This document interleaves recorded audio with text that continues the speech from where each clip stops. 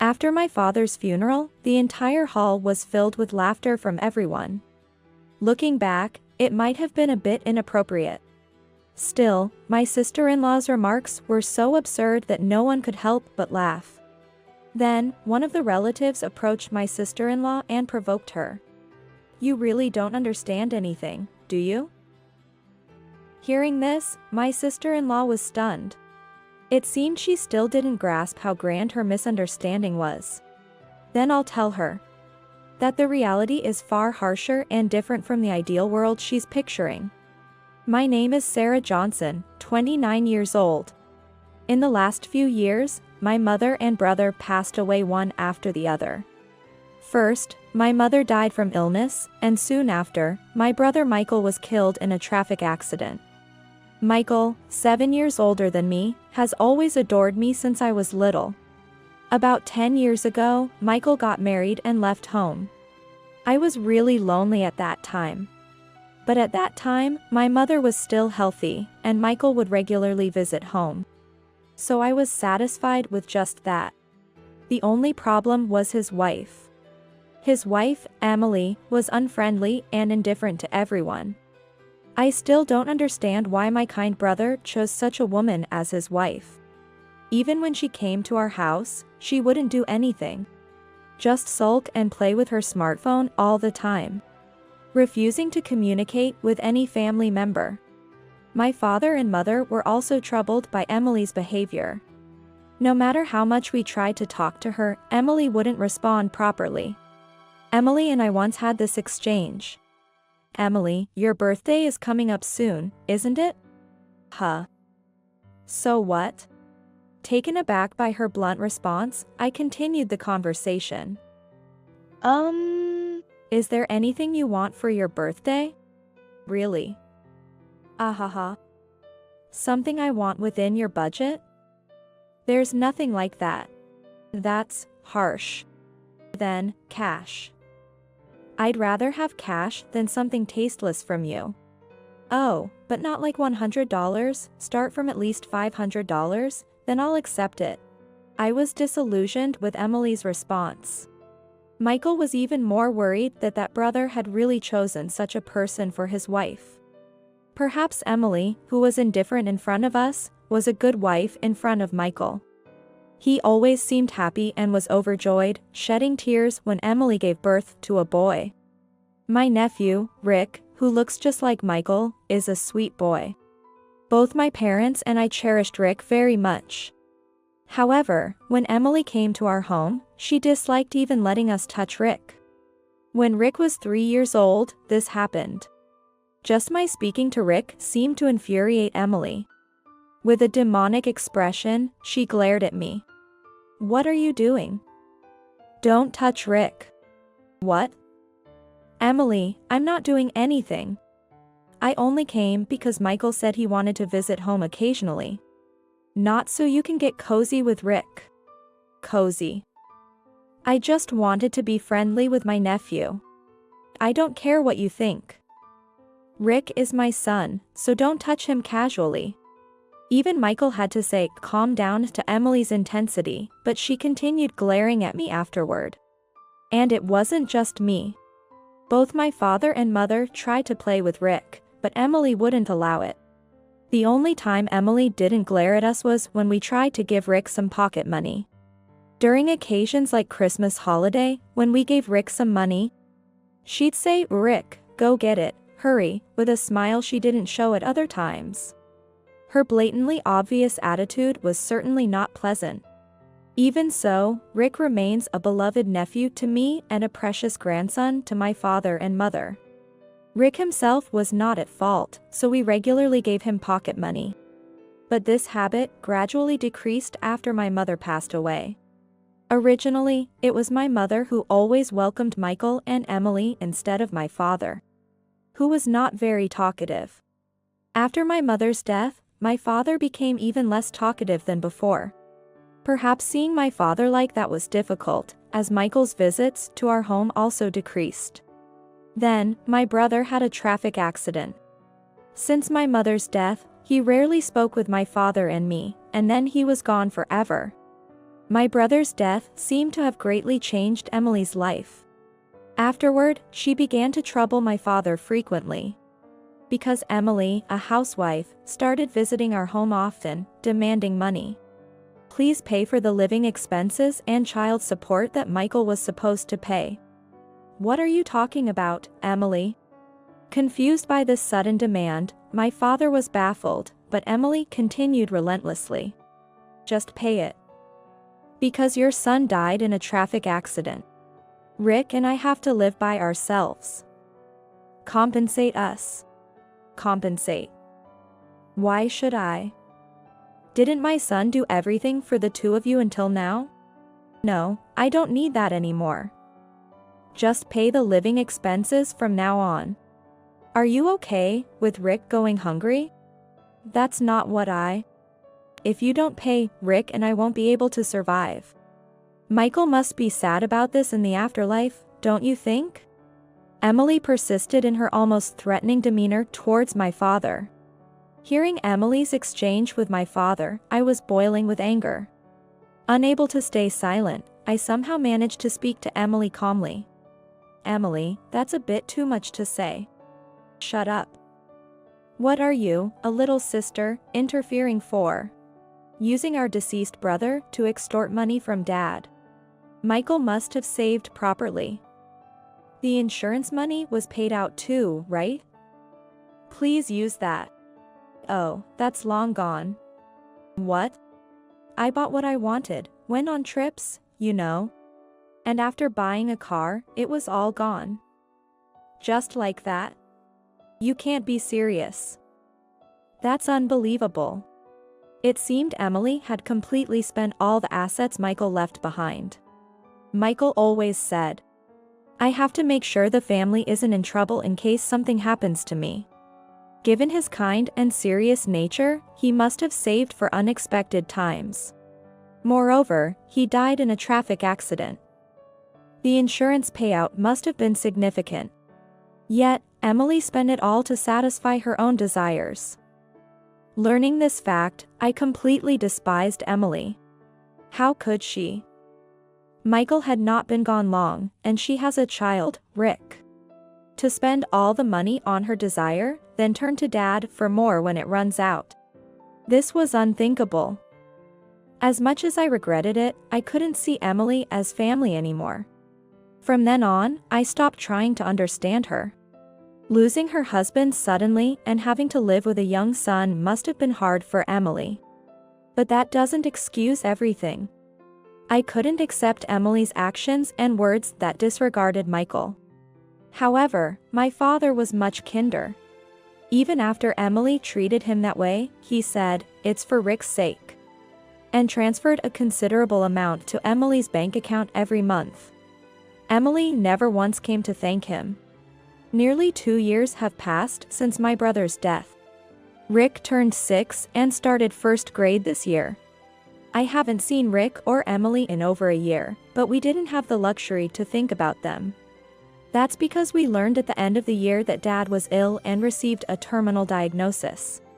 Dad always had a chronic illness, but we thought it was under control in recent years. However, losing Mom and my brother, along with the stress from Emily, must have worn him down. He lost his appetite and became thinner. The doctor gave him 3 months. Despite his own hardships, my gentle father always said to me, Sarah, after I'm gone, do as you please. Rivu freely. No, Dad. Don't talk about such unlucky things. Don't worry about Rick or do anything for Emily. Sarah, live the way you want. Dad. It's been 2 years. Emily is probably living as she pleases. After I'm gone, she should be independent. If you say so, Dad, I think that's best. My father had his own life to live, not an easy one. He always made sure to send money to Emily every month. He passed away a month before his predicted time. When we informed of Dad's death, distant relatives came, but not a word from Emily. She didn't even attend the funeral, claiming she was busy. This behavior led to criticism from all relatives. After the funeral, we had a meal with the relatives, and the topic was mostly about Emily. Not even coming to the funeral for her father-in-law. That unsociable girl, right? She ignored me when I met her once. Really? I wonder if Michael was ever happy with such a wife. As the relatives chatted, I was quietly serving tea. Then my grandfather on my father's side approached me. "Are you okay, Sarah? You seem very tired." "Oh, Grandpa. I'm fine. But living alone now, it might be a bit lonely." "That's true. If you ever have any trouble, make sure to contact me, okay?" "Grandpa, thank you. I'm an adult now, so I have to be strong, even on my own." I showed a small determined gesture. And my grandfather looked at me with narrowed, pleased eyes. During this tender moment with my grandfather, the doorbell rang. When I opened the door, Emily was standing there. "Huh? Emily, I thought you had something to do today and couldn't come." "Shut up. I didn't come to see you." "Are all the relatives here?" "Yes, everyone is here but..." Then, Emily made a loud noise as she headed towards the back of the house. She flung open the door of the room where everyone was gathered and said loudly, "Everyone's here, I see. I have something to tell you all today." The sudden appearance of Emily stunned all the relatives in the room. While everyone was frozen, Emily continued with a smug look on her face. "This house and land will be inherited by my son, Rick. No objections from anyone, right? Emily, what are you saying all of a sudden? A spinster like you with no husband or children should keep her mouth shut. My Rick is the son of the eldest son of this house. Don't you understand? That's not what I mean. Stop being so annoying. No matter what you say, this house and land belong to Rick. Can you, the nuisance, please leave immediately?" At that moment, I felt a rush of anger like blood flowing backward. After all the care we had given her, sending money every month. And she didn't even attend Dad's funeral. And now she claims the house and land for inheritance. How ungrateful can she be? Dad has just passed away. And she has the audacity to say such things in front of all the relatives after his funeral. Unforgivable. Emily's selfish attitude was beyond control. And there she was, continuing to look smugly at all the relatives. I wanted to say something to the unreasonable Emily. Just as I was about to step forward, the entire room, filled with relatives, erupted in laughter. Is she okay? Does she understand what she's saying? Such an unreasonable woman. Really troublesome. Oh dear, that's too much. Well, it's expected. Emily was visibly flustered by the laughter of all the relatives. Something she clearly hadn't anticipated. With her face turning red, she stood frozen in front of everyone. Then my aunt, my father's sister, who was among the relatives, couldn't contain her laughter and explained the situation. That's hilarious. You really don't understand anything, do you? What are you laughing at? What do you mean by I don't understand anything? You really don't know? I'll tell you. Even if Michael passed away, neither Rick nor you have any inheritance rights to this house. That's impossible. This is my father-in-law's house, right? Which means it should be inherited by Rick, the son of the eldest son. You're not saying it's going to this spinster, are you? No. It's not like that. This house and land are not going to be inherited by Sarah either. Huh? What do you mean? Then who's inheriting it? Emily's face turned anxious, and my aunt smiled slyly and revealed the truth. Because this is not my brother's house. Eh? I don't understand. What do you mean? This is my father's house. In other words, it's Michael's and Sarah's grandfather's house. My brother was just borrowing it. Borrowing. Wait, the grandfather is still alive, right? Which means you finally get it. There's nothing to inherit in the first place. Dad is still healthy, and this house was just lent to my brother by our father. No, this can't be true. Indeed, the owner of this house wasn't my father. When he married my mother, my grandfather lent it to him. And my father had only renovated and lived in it. Ultimately, both the house and the land are in my grandfather's name. And my grandfather, still healthy and present here, heard the whole truth. Emily, understanding the reality, collapsed on the spot, her face turning pale. Makes no sense. This has to be a lie, she muttered to herself. Then suddenly, Emily looked up and hurriedly approached me. We can live here, right, Sarah? I'm really in a tough spot with no money. Huh? Right, it's okay. Even if it's just by marriage, we're sisters. You should help your sister in trouble, shouldn't you? Absolutely not. You're so selfish. What's wrong with you? I'm the one who's asking for so much. You're my sister. And you're being cheeky. Listen to me. Emily, livid, grabbed my hair. I forcefully shook off her hand and declared, "Live here? Are you crazy? It's a terrible feeling to be breathing the same air as the worst woman, who didn't even attend my father's funeral. Live with you in the same house? That would be the worst punishment. Don't be ridiculous. Sarah, calm down. Calm down? I don't want to hear that from you. Do you know how my father felt sending you money every month? He had no extra money on his pension, yet he cut from his living expenses for his grandson. Sending you money for 2 years. Every month. Yet, you never once thanked him. Not even showing your face at the funeral, you crazy. But I thought, this house belonged to my father-in-law, and he had quite a bit of assets." Emily continued with excuses, not apologizing for her actions. I was appalled by her attempt to justify herself. I firmly declared to her, "No matter what you say, I will never forgive you. Of course, living together is out of the question. I'll have nothing to do with you. You never cared for my father or brother, treating them like cash cows. You better regret your actions. Get out of here. I don't want to see your face ever again."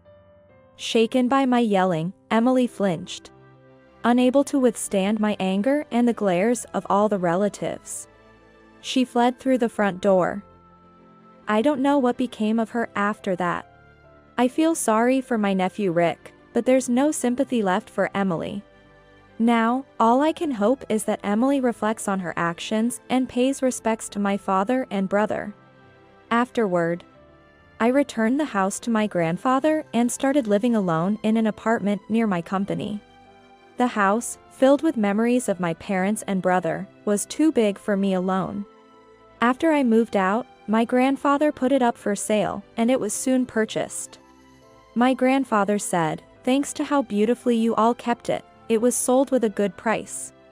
He even transferred a part of the sale proceeds to my account. Life is unpredictable. This experience has made me decide to cherish my family and relatives. I'm reminded daily of the support I receive from those around me and intend to live my life gratefully.